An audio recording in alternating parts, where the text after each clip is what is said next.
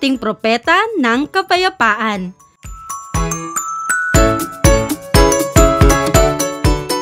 Ang mabuting balita ng Panginoon ayon kay San Mateo. Nung panahong iyon, si Juan Bautista ay dumating sa ilang ng Judea at nagsimulang mangaral. Sinabi niya, "Pagsisihan ninyo talikdan ang inyong mga kasalanan, sapagkat malapit nang maghari ang Diyos." Si Juan ang tinutukoy ni Propeta Isaías nang sabihin nito, "Ito ang sabi ng isang sumisigaw sa ilang, ihanda ninyo ang daraanan ng Panginoon, tuwirin ninyo ang kanyang mga landas."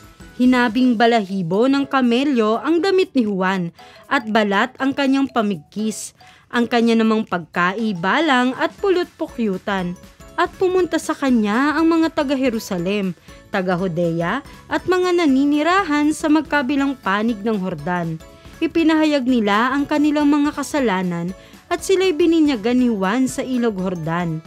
Ngunit nang makita niyang marami sa mga Pariseyo at mga Saduseyo ang lumalapit upang pabinyag, sinabi niya sa kanila, "Kayong lahi ng mga ulupong, sino ang nagbabala sa inyo upang tumakas sa parusang darating?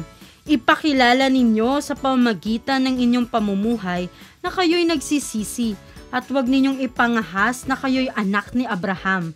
Sinasabi ko sa inyo, ang Diyos ay makalilikha ng tunay na anak ni Abraham mula sa mga batong ito. Ngayon pa'y nakaamba na ang palakol sa ugat ng punong kahoy. Ang bawat punong kahoy na hindi mabuti ang bunga ay puputulin at ihahagis sa apoy. Pinibinyagan ko kayo sa tubig bilang tanda ng pagsisisi ninyo at pagtalikod sa inyong mga kasalanan. Ngunit ang dumarating na kasunod ko ang magbibinyag sa inyo sa Espiritu Santo at sa apoy.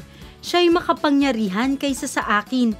Hindi ako karapat-dapat kahit tagadala ng kanyang panyapak. Hawak niya ang kanyang kalaykay upang alisin ang dayami. Titipunin niya sa kamalig ang trigo, ngunit ang ipa'y susunugin sa apoy na di namamatay kailanman."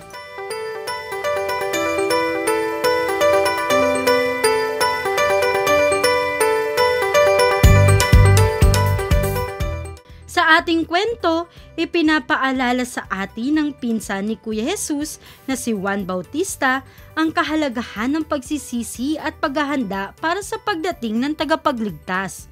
Bilang propeta, si Juan ay naging tagapagsalita ng Diyos at katuparan ng hula ni Propeta Isaías. Ano ba ang isang propeta, mga bata? Ang isang propeta ay nakatatanggap ng mga kautusan mula sa Diyos. Ang kanyang tungkulin ay ipaalam ang kalooban ng Diyos sa mga tao at ipakita ang kahulugan ng mga ito. Sa makatwid, ang propeta ay tagapagsalita ng Diyos. Ang pagiging propeta ay wala sa edad, mga bata. Maging ang batang sina Samuel at Jeremias ay tinawag ng Diyos upang maging tagapagsalita niya, kahit mga kabataan pa lang sila. Noong tayo'y bininyagan, nakibahagi tayo sa pagiging propeta ni Kuya Jesus, mga bata.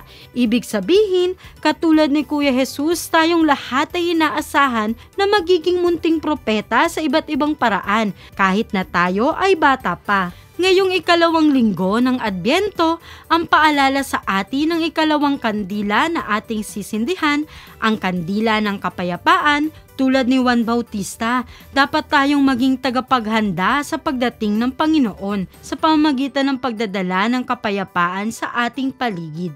Tinatawagan tayo ni Kuya Jesus na maging munting propeta ng kapayapaan, lalo na sa panahon ngayon na magulo at maraming nag-aaway-away.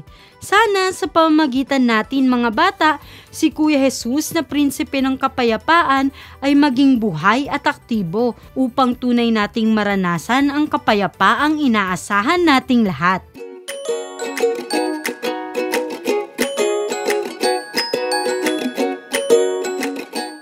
Paano tayo magiging munting propeta ng kapayapaan?